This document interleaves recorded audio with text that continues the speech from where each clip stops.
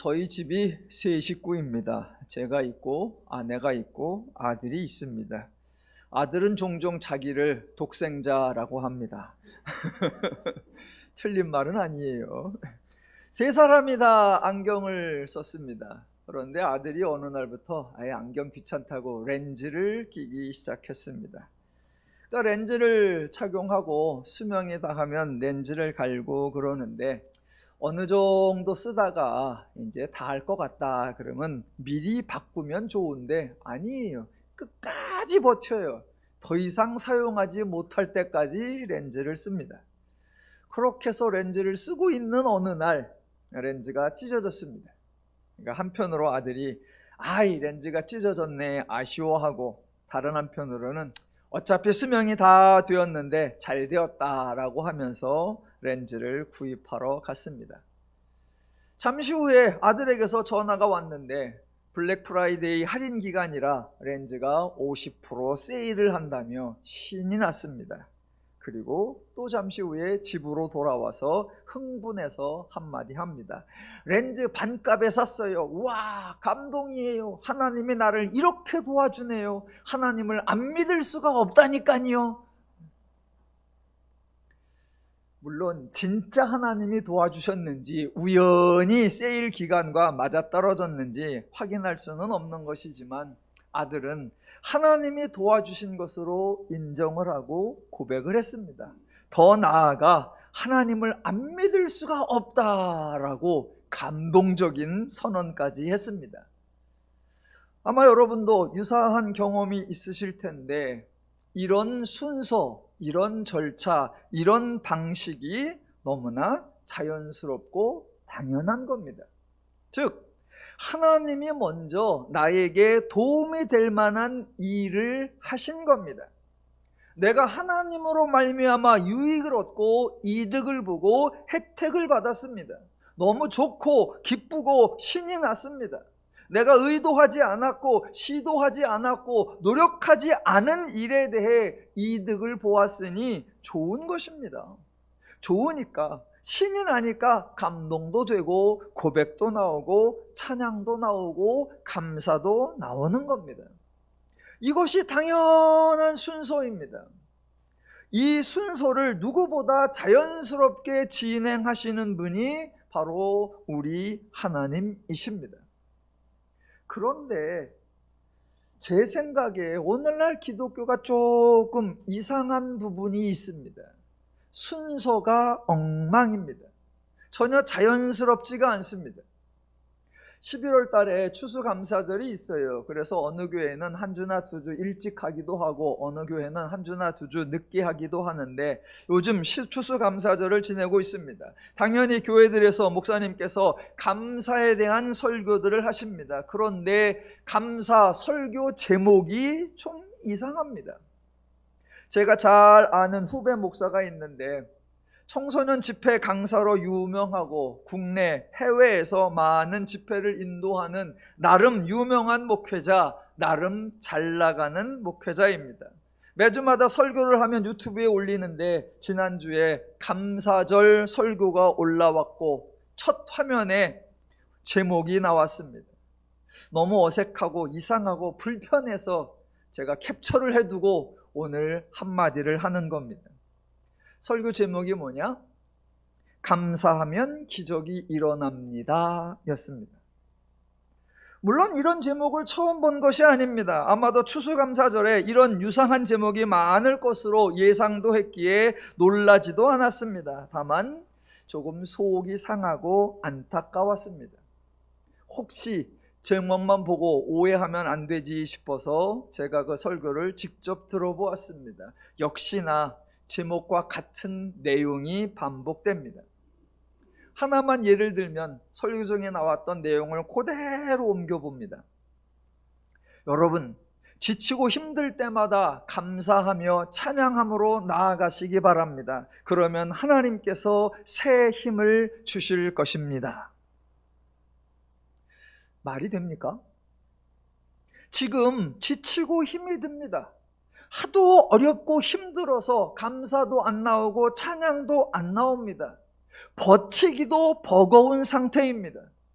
그런데 그때 감사하며 찬양함으로 나아가라고 합니다. 그게 안 돼서 문제인데 그걸 하라고 합니다. 그 어렵고 힘든 일을 내가 해내면 그때 하나님이 새 힘을 준다고 합니다. 아니요. 순서가 틀렸습니다. 내가 지치고 힘들 때, 내가 어찌할 수 없을 때 하나님이 새 힘을 주셔야 합니다. 내게는 더 이상 힘이 없으니까 하나님이 새 힘을 주셔야 힘을 낼 수 있고, 하나님이 힘을 주셔야 지친 순간 어려운 상황을 견디고 버티고 이겨낼 수 있습니다. 그렇게 하나님이 주신 새 힘으로 문제가 해결되었을 때 하나님이 너무 고마워서 감사가 나오고 찬양이 나오는 겁니다. 이것이 기독교의 순서고 이것이 하나님의 원리입니다. 그래서 사실 기독교는요, 인간의 입장에서는 인간과 관련된 일 중에 가장 쉽고 가장 간단한 겁니다. 저는 사역자인데 사역자 입장에서, 일하는 사람의 입장에서, 직장인의 입장에서 지구상에서 가장 단순하고 가장 거저먹는 겁니다. 기독교는 인간이 부담을 느낄 필요가 없고, 기독교는 인간이 스트레스를 받을 이유가 없습니다. 왜냐하면 기독교에서 일하시는 분은 하나님이시기 때문입니다. 그러니까 설교자로서 하나님이 이 일을 하셨으니까 하나님이 하신 이 일을 말하면 되는 것이고, 또 하나님이 이 일을 하고 계시니까 하나님이 하고 계신 일을 말하면 되는 것이고, 또 하나님이 이 일을 하실 것이니까 하나님이 하실 일을 말하면 되는 것입니다. 기독교는 억지로 감동을 이끌어낼 필요가 없고 자기적인 교훈을 만들어낼 필요가 없습니다. 감성팔이를 하지 않아도 되고 동기부여를 하지 않아도 되고 자극적이고 신파적인 드라마를 만들지 않아도 됩니다. 하나님이 이미 일을 하셨으니까 하나님이 하신 이 일을 보고 하나님이 일하신 순서대로 설명을 하는 것으로 충분합니다. 조금 더 극적인 효과를 만들기 위해 하나님의 사역의 순서를 바꾸면 안 됩니다. 조금 더 동기부여를 하려고 하나님이 일하시는 원리를 바꾸어서는 안 됩니다. 서너 달 전에 TV에서 여자 일반인들, 연예인들, 가수들, 이런저런 사람들이 나와서 축구를 하는 그런 예능 프로그램이 있습니다. 골 때리는 그녀들. 그거 보면 정말 골 때리거든요. 그 예능 프로그램이 있는데 한 경기에서 시합을 했는데 너무 일방적이 됐어요. 아마 방송국 담당자들이 이렇게 일방적으로 하면 재미도 없고 또 시청자들이 지루해할 것 같다라고 생각이 됐는지 경기가 다 끝난 후에 방송을 보낼 때 그 내용을 조금 편집해서 순서를 바꾸었어요. 그 경기에 의하면 1대0, 2대0, 3대0, 4대0 가다가 상대편이 한 골 넣어서 4대1 되고 4대2 됐다가 저쪽 편이 또 넣어서 5대2, 6대2 이렇게 됐어요. 그런데 시청자들이 그 영상을 보다가 뭔가를 잡아냈어요. 그래갖고 원래 밝혀낸 게 뭐냐? 6대0으로 가고 있다. 그러다가 겨우 한 골 넣어가지고 그렇게 좋아하는 장면, 그거예요. 그런데 6대0으로 가면 재미없을 것 같으니까 마치 중간에 한 골 넣은 것처럼 순서를 바꿔서 내용을 조작을 하고 편집을 했어요. 그걸 시청자들이 찾아냈습니다. 엄청난 파국이 일었고 결국 PD가 쫓겨났습니다. 예능도 그러할진데 하나님의 사역을, 하나님이 행하신 이 일을 순서를 조작하거나 내용을 편집하면 큰일 나는 겁니다. 하나님이 진리이시고 하나님의 말씀이 진리이시고 하나님의 사역이 진리입니다. 그 하나님의 원리, 감사하면 기적이 생긴다가 아니라 하나님이 기적을 베푸시면 인간이 감사할 수 있다라는 겁니다. 그러니까 하나님은 인간에게 어렵고 힘든 일을 시키지도 않고 어렵고 힘든 일을 요구하지도 않으십니다. 감사할 내용도 없고 상황도 아닌데 일단 무조건 감사하라 억지를 쓰지 않으십니다. 원망이 나올 만한 상황, 불평이 나올 만한 처지인데 일단 감사하라, 무조건 감사하라, 우선 찬양하라, 그런 요구하지 않으십니다. 제가 출애굽기하고 민수기 강해할 때 설명드린 적이 있는데 한번 반복해 보겠습니다. 이스라엘이 출애굽을 해서 광야로 나왔는데 앞에는 홍해가 있고 뒤에는 애굽의 군대가 쫓아왔습니다. 그때 느끼는 마음, 당연히 두려움이지요. 불안함이지요. 그러니까 하나님을 향해서 원망을 쏟아냅니다. 애굽에 매장지가 없어서 끌고 나와서 우리를 이곳에 죽이려고 하는구나 라고 악을 씁니다. 그때 하나님께서 이스라엘에게 왜 원망하느냐라고 책망하지 않으십니다. 아무리 두려울지라도, 아무리 불안할지라도 우선 감사부터 해라, 그런 말씀하지 않으십니다. 저들이 원망을 하니까 들으시고 하나님 말씀하시기를 가라사대 너희는 두려워하지 말고 가만히 서서 여호와께서 오늘 너희를 위하여 행하시는 구원을 보라입니다. 그 말씀하시고 직접 홍해를 갈라 이스라엘을 구원해 주셨습니다. 와우, 원망이 효과 100점입니다. 예, 원망의 결과 아주 나이스입니다. 홍해를 건너 며칠 가다 보니까 배가 고팠습니다. 그래서 이번에는 또 이스라엘이 하나님께 불평을 쏟아냅니다. 애굽에서는 고기가마 곁에 앉아서 떡을 먹었는데 우리를 애굽에서 인도해내어 온 회중을 줄여 죽게 한다라고 하나님에게 억지를 부립니다. 이때 하나님이 왜 불평하느냐라고 꾸짖지 않으십니다. 그때 하나님 가라사대 보라, 내가 너희를 위하여 하늘에서 양식을 비같이 내리리니 백성이 나가서 일용할 양식을 날마다 거둘 것이라 입니다. 불평했더니 아주 만족할 만한 결과, 아주 흡족한 결론이 났습니다.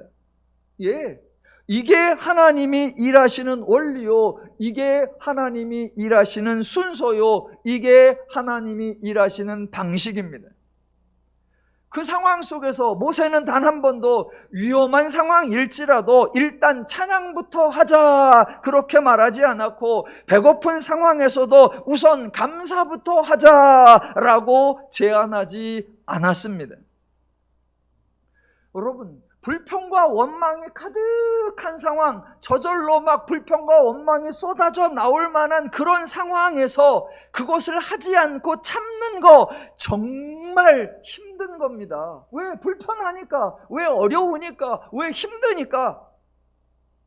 그런데 원망과 불평이 터져 나올 만한 상황에서 참는 것도 힘든데 그 상황에서 감사와 찬양을 한다는 거, 그거 대표적인 위선이고 거짓이고 쇼입니다.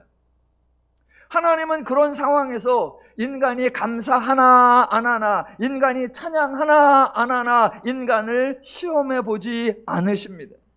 도리어 하나님이 일하셔서 인간이 원망할 수밖에 없는 그 상황을 해결해 주시고, 하나님이 수고하셔서 인간이 불평이 나올 수밖에 없는 그 상황을 처리해 주시는 겁니다. 그래서 저절로 원망이 없어지도록, 저절로 불평이 해소되도록 하나님이 만들어 주시는 겁니다. 예, 그렇게 원망이 해결되고 나니, 그렇게 불평이 해결되고 나니 좋은 거예요. 고마운 거예요. 그러니까 감사가 나오고, 그러니까 찬양이 나오는 거예요. 이게 하나님의 순서입니다.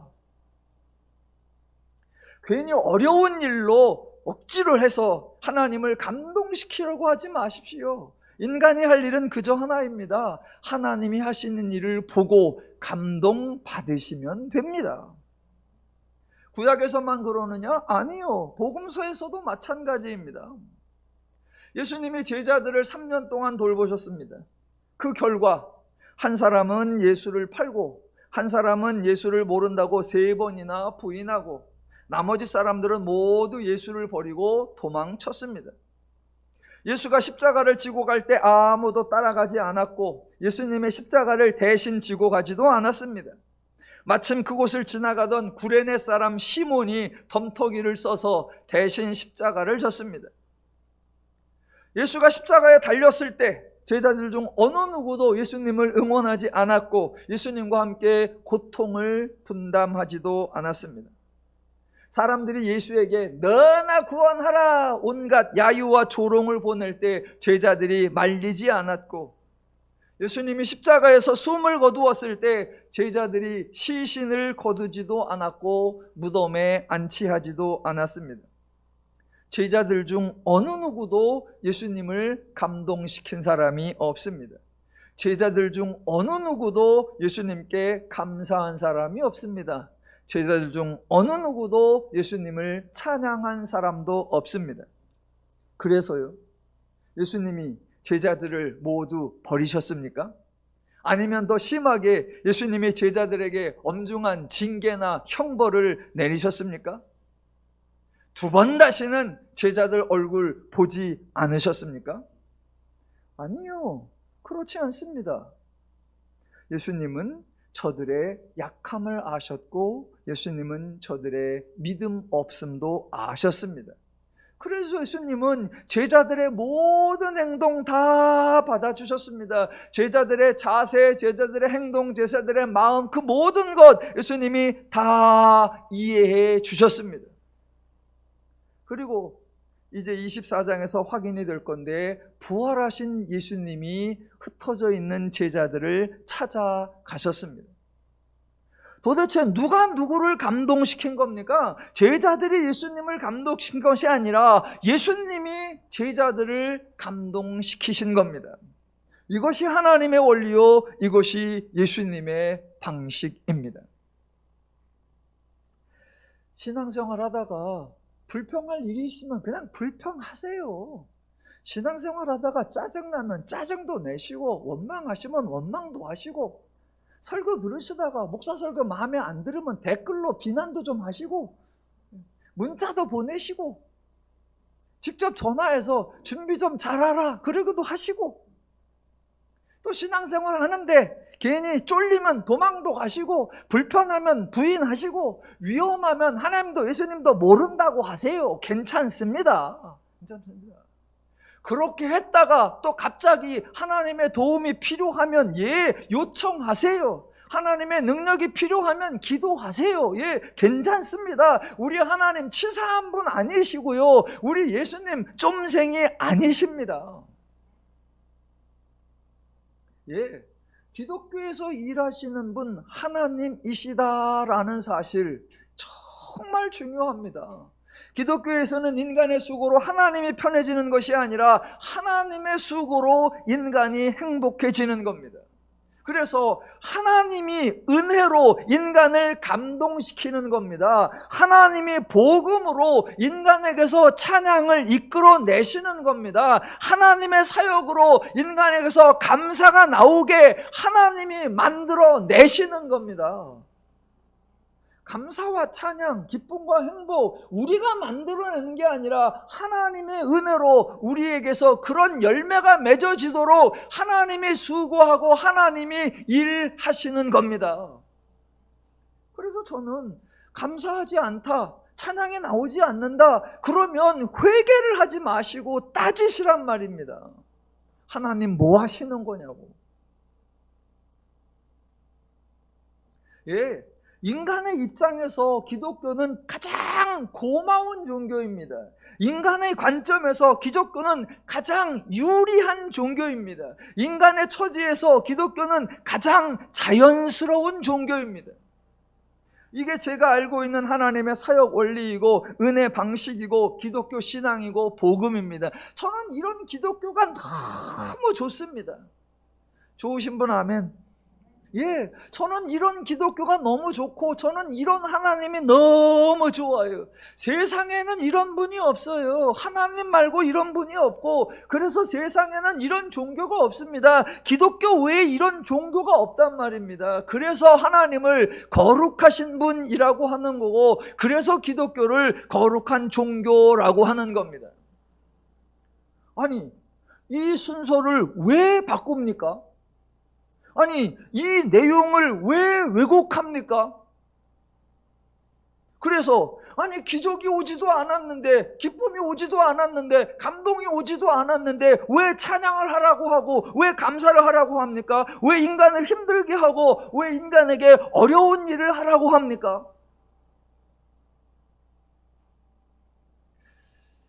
저는 좀 하나님의 원리라 인간이 참 쉽게 살 수 있다, 참 고마워요. 저는 오늘날 기독교를 이렇게 생각해 보면 너무나들 비장한 것 같아요. 툭하면 하나님을 위해서 모든 것을 바치겠다라고 합니다. 왜요? 드려서 뭐하게? 그냥 늘 생각하기에 우리 거 드려서 하나님에게 보탬이 될 게 있을까? 우리 중에 좋은 거라고 드려봤자 그분에게 쓸모가 있을까? 그런 생각이 듭니다.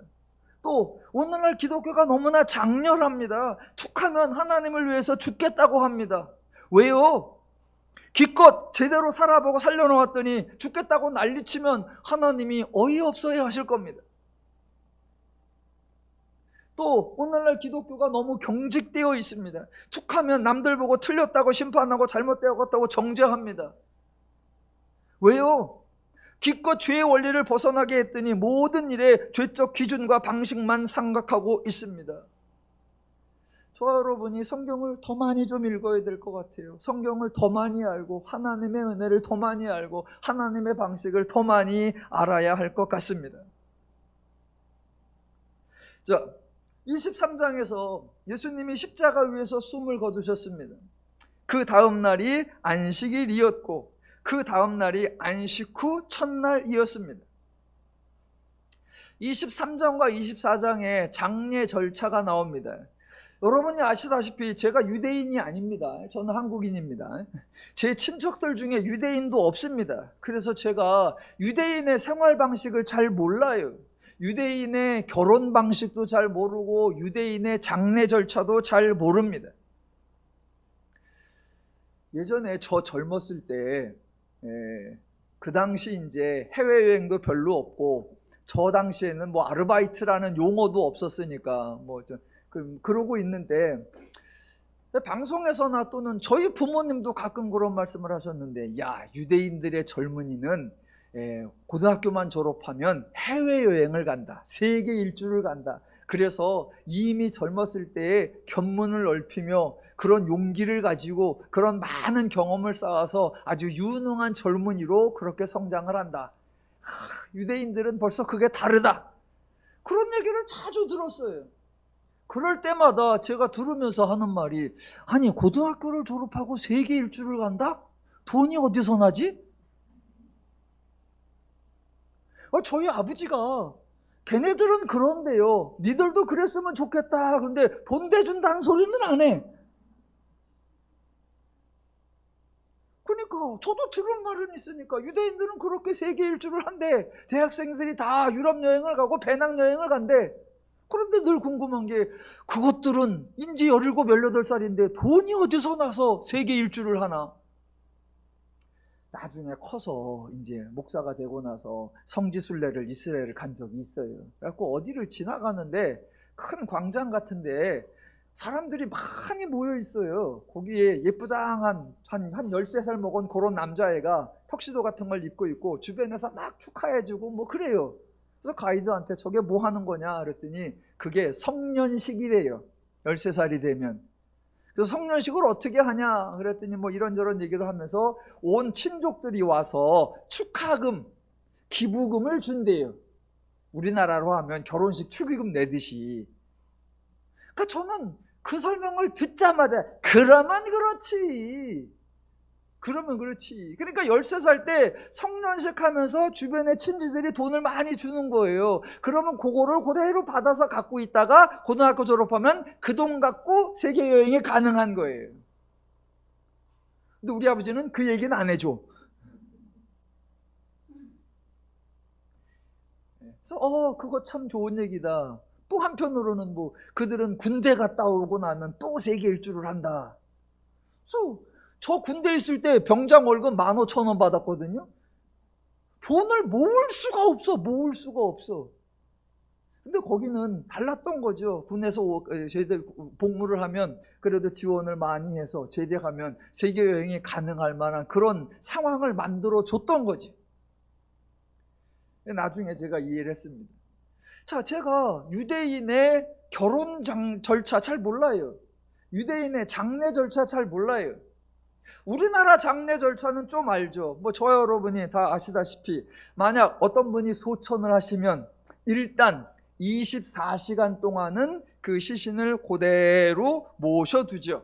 그리고 24시간이 지나면 그 시신에 염을 하고 입관을 하게 됩니다. 그렇게 입관을 하고 나면 그 시신에 대한 조치는 끝납니다. 다시 관을 열거나 다시 뭔가를 풀어서 그 시신에 손대는 일은 없습니다. 그게 우리나라 장례 절차입니다. 그런데 유대인의 장례 절차는 조금 다른 것 같습니다. 한번 본문을 따라가 볼게요. 23장 50절. 유대인의 동네 아리마대 사람인 요셉이 등장을 해서 52절. 빌라도에게 가서 예수의 시체를 달라 하여 이를 내려 세마포에 싸고 아직 장사한 일이 없는 바위에 판 무덤에 넣었다고 합니다. 우리나라로 하면 이게 끝입니다. 이미 무덤에 들어갔으니까. 그런데 유대교는 그게 끝이 아닌 것 같습니다. 55절에 갈릴리에서 예수와 함께 온 여자들이 뒤를 따라 그 무덤과 그의 시체를 어떻게 두었는지를 보고 돌아가 향품과 향유를 준비하였다라고 합니다. 그러더니 24장 1절 안식 후 첫날 새벽에 이 여자들이 그 준비한 향품을 가지고 무덤에 가서입니다. 정리하자면 이 여인들은 안식 후 첫날 새벽에, 다른 표현으로 하면 예수님이 숨을 거두시고 난 후 3일에 무덤에 온 겁니다. 그런데 그 이유는 예수님이 살아나셨을 것을 기대하고 온 것 아니고요, 예수님을 만나볼 수 있겠다라고 해서 온 것 아니었다는 겁니다. 그저 유대인의 장례 절차에 따라 시신의 향품과 향유를 바르러 온 것뿐이다라는 겁니다. 그래서 3절을 보면 들어가니 주 예수의 시체가 보이지 아니하더라입니다. 아니, 무덤에 왔는데 예수의 시체가 보이지 않습니다. 그때 어떻게 해야 합니까? 저와 여러분이 기대하기로는 이 여인들이 너무나 반가워서 소리를 질러야 합니다. 그러면서 하는 말, 내가 이럴 줄 알았다. 와, 예수님은 살아나신 거야. 와! 기뻐하며 펄쩍펄쩍 뛰어야 합니다. 하지만 현실은 전혀 다릅니다. 4절 이로 인하여 근심할 때에입니다.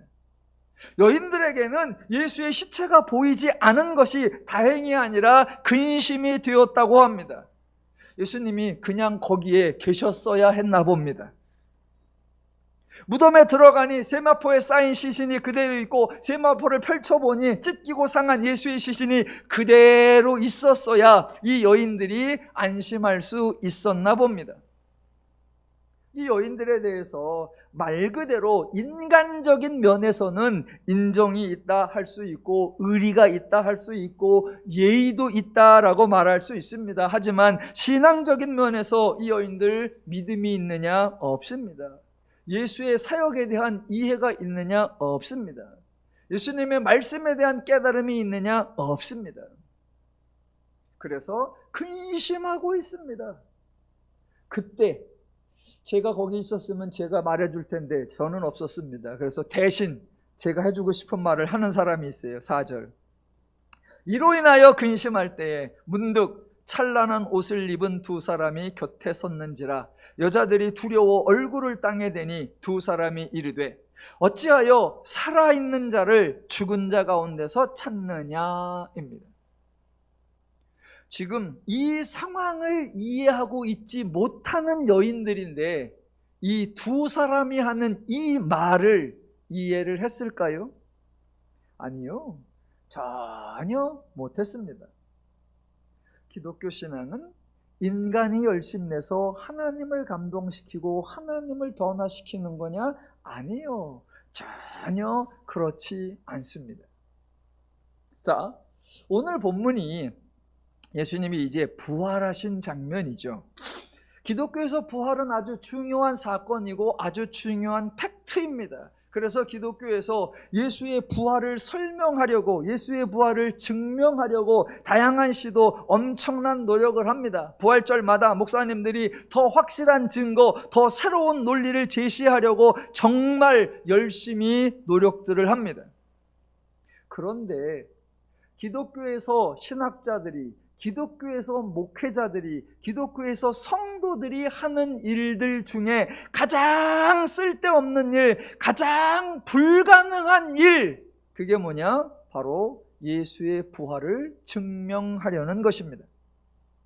다른 표현으로 하면 하나님의 존재를 증명하려는 일, 예수가 하나님의 아들임을 증명하려는 일, 예수가 부활하였음을 증명하려는 일입니다.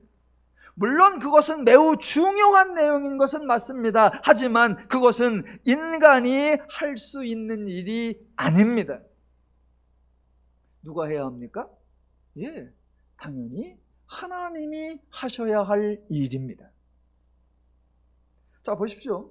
기독교를 계시의 종교라고 합니다. 무엇을 계시합니까? 하나님을 계시하죠. 즉 하나님을 소개하고 하나님을 알리고 하나님을 가르쳐주는 겁니다. 그 계시 누가 해야 하죠?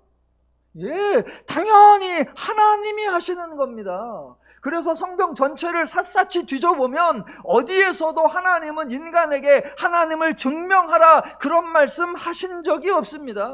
하나님을 증명하라고 하기는커녕 하나님을 찾아보라고, 하나님에 대해서 연구해보라고, 하나님에 대해서 조사해보라고 그런 말조차도 하신 적이 없습니다. 왜냐?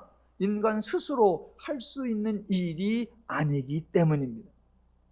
그러니까 하나님이 스스로 계시하지 않으면 인간이 하나님 알 수가 없습니다. 마찬가지로 하나님이 가만히 계시는데 우리가 하나님의 존재를 증명할 방법 없습니다.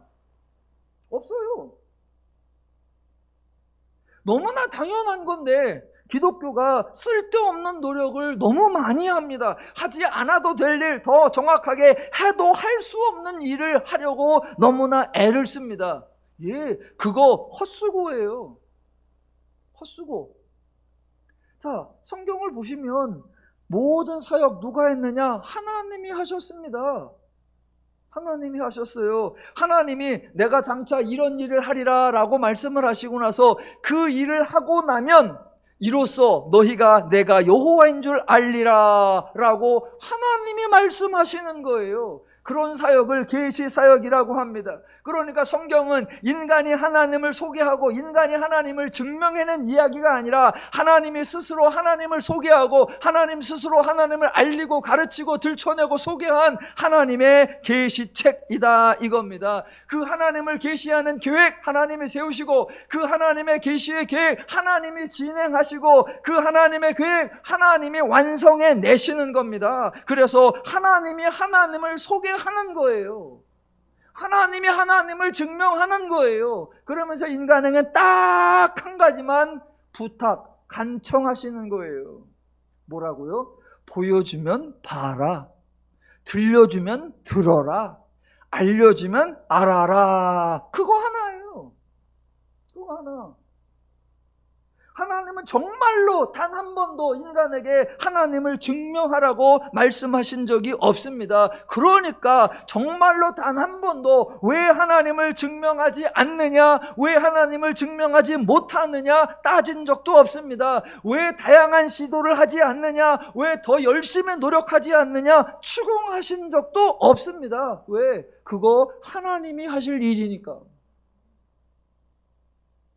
교회가 세워진 이후로 기독교 역사에서 허다한 신학자들이 정말 다양한 방법으로 하나님의 존재를 증명하려고 노력했습니다. 성공한 적이 있나요? 신존재 증명이라고 하는데 아마 들으신 적은 있을 겁니다. 존재론적 증명, 원인론적 증명, 목적론적 증명, 우주론적 증명, 도덕론적 증명. 예, 다양한 신존재 증명 이론이 있습니다. 재미난 거는요, 그런 하나님의 신존재 증명, 그 논리, 그 방법, 그 설명, 하나님이 단 한 번도 사용하지 않은 방법인데 모두 인간들이 창안해낸 증명 방법입니다. 그래서요, 증명이 되었나요? 사람들이 그 논리를 듣고 나서 하나님은 존재하는 게 맞구나 인정했나요? 아니요. 아니요. 단언컨대 앞으로도 성공할 가능성이 없습니다. 예, 기독교에서 하나님을 계시하는 일, 하나님을 증명하는 일 누가 하셔야 되느냐? 하나님이 하시는 겁니다. 똑같은 일 예수님에 대해서도 마찬가지예요. 아이고, 예수님에게는 훨씬 더 복잡하고 훨씬 더 어렵고 훨씬 더 불가능합니다. 불가능하니까 아주 단순하게 고민하지 않으셔도 되고 신경 쓰지 않으셔도 됩니다. 그거 누가 하셔야 된다? 하나님이. 자, 예수님은요, 일단 예수님이 하나님의 아들이라는 거를 증명해야 되고, 또 그분 자체가 하나님이라는 걸 증명해야 되고, 그분이 메시아 즉 그리스도라는 걸 증명해야 되고, 그분이 죽었다가 다시 살아나셨다 부활까지도 증명해야 합니다. 증명해야 할 게 한두 개가 아니에요. 한두 개가. 이건 누가 해야 돼요? 예, 하나님이 하셔야 되죠. 당연히 예수님이 하셔야죠. 그래서 마태, 마가, 누가, 요한 다 뒤져보십시오. 저희가 지금 누가복음 1장부터 24장까지 왔는데 누가복음 전체 어디에서도 예수님은 제자들에게 너희는 내가 하나님임을 증명하라, 너희는 내가 그리스도임을 증명하라, 너희는 내가 부활하였음을 증명하라, 그런 요구하신 적이 없습니다. 단 한 번도 그런 요구를 하신 적이 없어요. 다 누가 하신다? 예수님이요. 그래서 예수님이 다양한 사역을 통해서 예수님을 소개하고 예수님을 증명하고 예수님의 능력과 예수님의 원리와 예수님의 방식을 펼치고 계십니다. 그런데 사람들이 못 알아들어요. 이미 보여주고 있는 건 하나도 못 알아들으면서 대신 엉뚱하게도 하늘에서 내려오는 표적을 보여달라라고 합니다. 예수님이 어이가 없죠. 아니, 보여주는 것도 못 깨달으면서 새로운 것을 보여주면 알 수 있냐? 그때 사람들만 그런 요청을 하나요? 아니요. 오늘날 사람들도 마찬가지입니다. 예수가 그리스도라는 걸 증명해낼 수 있는 또 다른 증거, 또 다른 증명, 또 다른 표적을 보여달라고 합니다. 여러분 보여줄 수 있습니까? 저와 여러분이 예수님보다 더 많은 사역할 수 있습니까? 저와 여러분이 예수님보다 더 다양하게 사역할 수 있습니까? 저와 여러분이 예수님보다 더 잘할 수 있습니까? 전 없습니다. 예수님이 부활했다는 증명 누가 해야 합니까? 당연히 예수가 하셔야 됩니다. 사실은 아주 간단하죠. 예수님이 부활하셨다는 증명 간단합니다. 어떻게 해요? 예수님이 나타나시면 되죠. 예수님이 나타나서 예수님이 여러 사람들을 만나시면 됩니다. 여인들이 무덤에 갔을 때 예수님이 거기 계시면 됩니다. 제자들이 무덤에 찾아갔을 때 예수님이 거기 계시면 됩니다. 무덤에서 나오셔서 대제사장에게 가시고 성전 경비 대장들에게 가시고 빌라도에게 가시고 헤롯에게 가시고 군병들에게 나타나시면 됩니다. 너나 구원하라 라고 조롱하고 야유했던 그 사람들에게 나타나시면 됩니다. 그런데 예수님은 그렇게 하지 않으셨습니다. 그렇게 하지 않으셨어도 저 여러분은 걱정하지 않으셔도 됩니다. 왜? 그 문제는 예수님이 해결해야 되니까. 이런 방법이든 저런 방법이든 어차피 예수가 할 일이니까 저 여러분이 신경 쓰지 않으셔도 된단 말입니다. 자, 오늘 본문에서 한번 확인해 볼게요. 본문에 의하면 여인들이 무덤에 도착해 보니까 예수의 시신이 사라졌습니다. 그때 찬란한 옷을 입은 두 사람이 나타나서 말하기를 어찌하여 살아있는 자를 죽은 자 가운데서 찾느냐, 여기 계시지 않고 살아나셨느니라 라고 합니다. 예, 이렇게 하는 거예요. 이렇게 하는 거 뭐요? 누가 하고 있느냐? 예, 예수님 쪽에서 하는 겁니다. 무덤에 갔더니 여인들이 있고 그때 어떤 찬란한 옷 입은 두 사람이 옵니다. 그때 이 두 여인이 그 사람들에게 우리 예수님은 살아나셨어요. 그래서 지금 무덤에 없으신 거예요. 지금 누가 훔쳐간 게 아니고요. 어디론가 사라진 게 아니고요. 그분은 살아나셨어요. 두 분에게 제가 설명드리는데 그분은 살아나셨어요. 여인들이 찬란한 옷 입은 두 사람을 설득하고 증명하라고 애쓰는 게 아닙니다. 여인들은 와보니까 없으니까 근심이 돼. 그러고 있을 때 누가 나타나셔야 된다? 예수님 쪽에서 사람을 보내야 합니다. 찬란한 옷 입은 두 사람을 보내서 설명해야 합니다. 뭐라고요? 지금 너희는 살아있는 자를 죽은 자 가운데서 찾고 있는 거다. 안타깝다, 속상하다. 그분은 살아나셨다라고 예수님이 설명하고 예수님이 말씀하고 예수님이 가르쳐 주셔야 한다라는 겁니다. 본문에서 그렇게 하고 있잖아요. 예수님이 부활을 하셨다는데 사라져 버렸어. 예수님이 부활을 하셨다는데 잠수 타버렸어. 그러면 인간이 예수님을 증명할 방법 없습니다. 찬란한 옷을 입은 두 사람이 와서 여인들아, 너희는 빨리 가서 예수의 부활하였음, 예수의 다시 살아났음을 증명하라. 그런 말씀 안 하세요. 여인들에게도 제자들에게도 그런 사명을 주지 않았습니다. 자, 보세요. 그래서 저와 여러분이 한번 사도행전으로 가볼까요? 사도행전에 가보면 제자들이 있는데 그 제자들이 예수님의 부활을 증명하려고 노력하지 않습니다. 사도행전에서 제자들이 설교를 해요. 어떨 때는 집사들도 설교를 합니다. 그런데 그 집사들의 설교, 제자들의 설교에서 예수님이 하나님의 아들임을 입증하지도 않고 예수 자신이 하나님이라는 사실을 증명하지도 않습니다. 어떤 증거도 제시하지 않습니다. 또 서신서에도 마찬가지예요.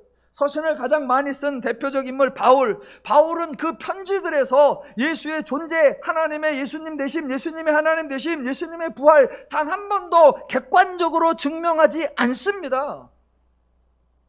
않아요. 사도행전이나 서신서들에서 제자들이나 사도들이 하는 거 그저 한 가지예요. 너희가 죽인 예수를 하나님이 살리셨다. 그리고 그 예수로 말미암아 지금 우리가 이렇게 달라졌다. 그 예수로 말미암아 너희가 듣고 놀라는 이런 말을 우리가 하고 있다. 그 예수로 말미암아 우리가 새 사람이 되었다. 예수로 말미암아 자기들에게 이루어진 일, 예수로 말미암아 자기들에게 되어진 일, 그것만 말하고 있는 겁니다. 그것만 말하고 있어요.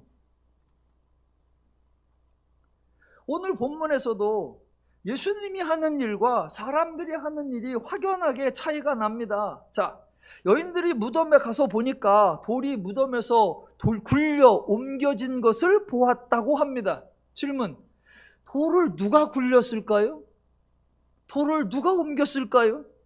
우선 여인들이 옮긴 거 아닌 거 분명하고 제자들이 옮긴 거 아닌 것도 분명합니다. 물론 본문에는 누가 옮겼다라고 정확하게 나오진 않았지만 누구라고 하기보다는 어느 쪽에서 옮겼을까요? 즉 인간 쪽에서 옮겼을까요? 예수님 쪽에서 옮겼을까요? 인간 편에서 옮겼을까요? 예수님 편에서 옮겼을까요? 예, 당연히 예수님 편, 당연히 하나님 쪽입니다. 사람이 예수님을 깨울 수 없고 사람이 예수님이 무덤에서 나올 수 있도록 돌을 옮긴 거 아닙니다. 예수에 대한 정보 하나님이 주셔야 되고 예수님에 관한 사역 하나님이 이루어내셔야 되고 예수님에 대한 증명 하나님이 해내시는 겁니다. 기독교는 하나님이 일하시는 종교입니다. 그거를 본문에서는 뭐라고 표현했다? 살아계신 자입니다. 살아계신 자. 예, 기독교는 예수님이 부활하셨다고 강조합니다. 여러분, 부활하셨다 해서 가장 강조가 되는 게 뭐냐면 예수님이 살아계시다라는 거예요. 제가 자주 표현하는 말, 살아계시다. 그냥 우리 주님은 살아계셔. 거기서 끝나면 안 되죠. 살아계시니까 그분은 일하신다. 살아계시니까 그분은 활동하신다. 살아계시니까 그분은 사역하신다. 살아계시니까 그분은 수고하신다. 예, 살아계신 주, 그러면 당연히 일하시는 분으로 연결이 되어야 합니다. 그런데 종종 우리는 예수님은 살아나셨습니다 얘기하고 바로 이어서 주제가 어디로 가느냐? 그분은 승천하셨습니다 예요. 살아나셨는데 떠나셨어. 살아나셨는데 지금 여기 없어. 살아 계셨는데 사역에서 손 떼시고 그래도 일은 해야 되니까 모든 일은 제자들에 맡기고 제자들에게 위임했다라고 합니다. 아니요. 예수님은 살아계신 자이십니다. 그러니까 살아계신 자로서 뭐 하시는 거다? 일하시는 것이고 수고하는 것이고 애쓰시는 거예요. 그것도 어떻게? 열심을 다해서. 좀 엄밀하게 따지면 우리는 자꾸 예수님이 다시 살아나셨다 여기를 강조하는데 예수님은 특별하게 다시 살아나신 것이 아니라 원래부터 그냥 살아계신 분이었어요. 그냥 쭉 살아계셨어요. 그러니까 죽으시긴 하셨지만 그 죽으신 기간이 되게 짧아요. 우리는 예수님이 원래부터 살아계시고 쭉 살아계시다 이거보다 죽었다 다시 살아났다 여기를 너무 강조하는데 그건 원래 그냥 쭉 살아계셨어요. 죽으신 거 정말 잠깐이에요. 몇 년 아니고요, 몇 달 아니고요, 며칠, 정확하게는 3일이죠 3일. 예, 날짜로는 3일인데 시간적으로는 매우 짧아요. 시간적으로 계산을 해볼까요? 금요일날 저녁에 매달리셨어요. 금요일날 저녁에, 정확히는 몇 시인지 몰라요. 금요일날 저녁에 매달리셨어요. 자, 그리고 금요일날에 죽으셨어요. 그 토요일날에 하루 종일 무덤에 계셨어요. 그리고 그 다음날 이른 새벽에 보니까 벌써 없으셔. 그러니까 저녁에 몇 시에 돌아가셨는지 모르지만 새벽에 몇 시에 깨어나셨는지 모르지만 여하튼 토요일날 하루는 온종일이니까 24시간 앞으로 플러스 5시간 뒤로 플러스 5시간이면 기껏해야 30시간 이내예요. 그거 말고는 계속 살아계셨어요. 그러니까 그분은 그 전에 죽으시기 전에 살아계실 때 뭐 하셨다? 일하셨던 분이에요. 그러면 다시 살아나셔서 뭐 하시고 계신다? 예, 일하시는 분이에요. 근데 우리는 자꾸 부활하셨다. 근데 승천하셨다. 그래서 여기 안 계신다. 그러니까 가시면서 모든 일을 우리에게 맡겼다. 그리고 나중에 이제 우리가 일을 잘했나 잘못했나 심판하시고 상급을 내리나 벌을 내리나 하신다. 아니요.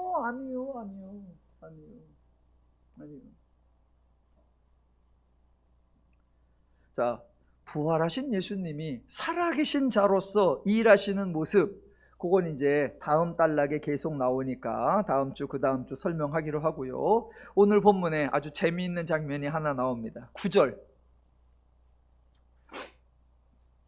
9절에 여인들 이야기가 이어지는데 무덤에서 돌아와 이 모든 것을 11사도와 다른 모든 이에게 알리니 이 여자들은 막달라 마리아와 요한나와 야고보의 모친 마리아라 또 그들과 함께 한 다른 여자들도 이것을 사도들에게 알리니라 입니다.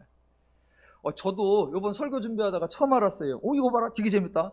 저는 유다는 예수 팔고 베드로는 예수님 부인하고 나머지 제자들은 다 도망가고 그래서 도망가가지고 다 흩어진 줄 알았어요. 그랬더니 여기 모여있네. 모여있어. 사도들이 다 모여있어요. 오, 모여있었구나. 그리고 생각해보니까 왜 모여있지? 도망갔을 때는 언제고 왜 모여있을까? 그냥 혼자 생각해.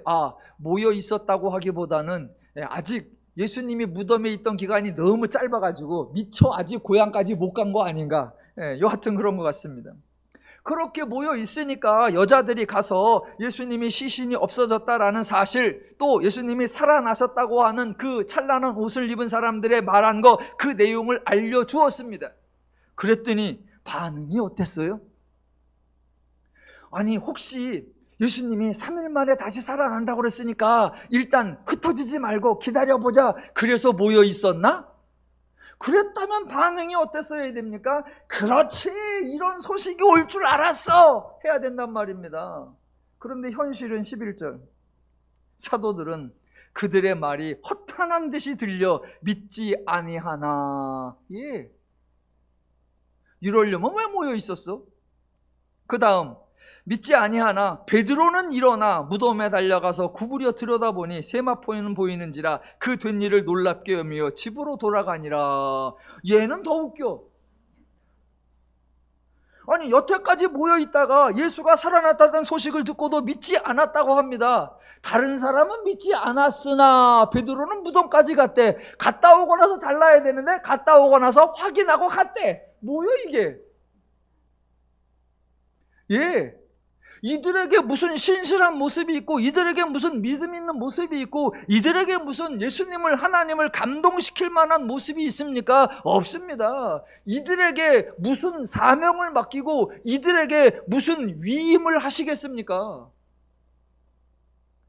만약 이들에게 뭔가를 말씀하시려면 예수님이 찾아오셔야 되고, 예수님이 그들을 변화시켜야 되고, 예수님이 그들에게 능력도 주셔야 되고, 예수님이 그들에게 힘도 주셔야 합니다. 예수님이 그들을 만들어 내셔야 합니다. 기독교는 하나님으로 말미암아 인간이 새로워지는 거고, 하나님으로 말미암아 인간이 변화되는 겁니다. 자, 무덤에서 여인들이 만났던 그 찬란한 옷을 입었던 두 사람이 아주 중요한 말을 합니다. 자, 결론입니다. 5절 다시 볼게요. 여자들이 두려워 얼굴을 땅에 대니 두 사람이 이르되 어찌하여 살아있는 자를 죽은 자 가운데서 찾느냐? 여기 계시지 않고 살아나셨느니라. 갈릴리에 계실 때에 너희에게 어떻게 말씀하셨는지 기억하라 입니다. 예, 이 찬란한 옷을 입은 두 사람이 여인들에게 부탁한 것 딱 한 가지, 기억하라 입니다. 기억하라.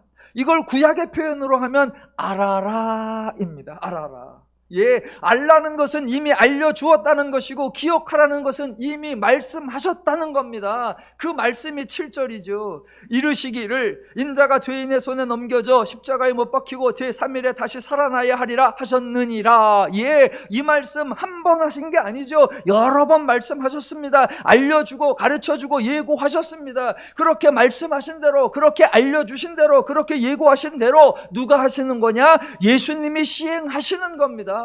그리고 인간이 할 일은 너무나 쉽고 너무나 단순하고 너무나 간단하게 딱 한 가지, 기억하는 거, 또 알아듣는 거, 그거 하나예요.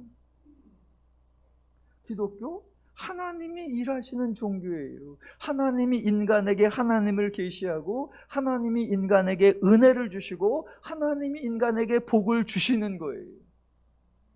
예, 기독교 하나님이 일하시는 종교입니다. 물론 인간도 할 일이 있죠. 하나님이 계시하면 하나님을 알면 되고, 하나님이 은혜를 주시면 그 은혜를 받으면 되고, 하나님이 복을 주시면 그 복을 누리면 되는 겁니다. 그렇게 누리다 보니까 기뻐요. 기쁘면 감사하면 되고, 너무나 고마워요. 고마우면 찬양하면 되는 겁니다. 너무 좋고 너무 신나서 옆 사람에게 막 말하고 싶어요. 그럼 말하면 돼요. 그 말을 교회에서는 전도라고 해요. 네. 알려주면 알아듣고, 은혜 주면 받고, 복 주면 받아 누리면서 좋아하고 신나하고 즐거워하다가 말하고 싶으면 옆 사람에게 말하는 거예요. 그걸로 충분해요. 제가 목사님들 몇 분하고 배드민턴 운동을 합니다. 그 중에 선배 목사님이 한 분 계세요.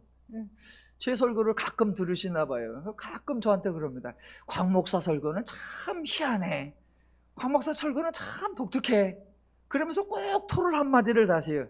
근데 광 목사, 신앙생활은 편하게 하면 안 돼. 성도들을 편하게 두면 안 돼. 제가 그러죠. 예, 힘들게 사십시오. 예, 빡시게 사십시오. 아니요. 기독교는 하나님이 일하셔서 하나님이 복된 결과를 만들어 우리에게 그것을 선물로 주시는 거예요. 그것을 받아서, 그것을 알아서, 그것을 풍성하게 누리면서 즐거워하고, 너무 기뻐서 고마워하면서 감사가 나오면 하고 찬양이 나오면 하고, 그거예요. 하나님으로 인해 기뻐하시기를 주님의 이름으로 축원합니다. 하나님으로 인해 행복하시기를 주님의 이름으로 축원합니다.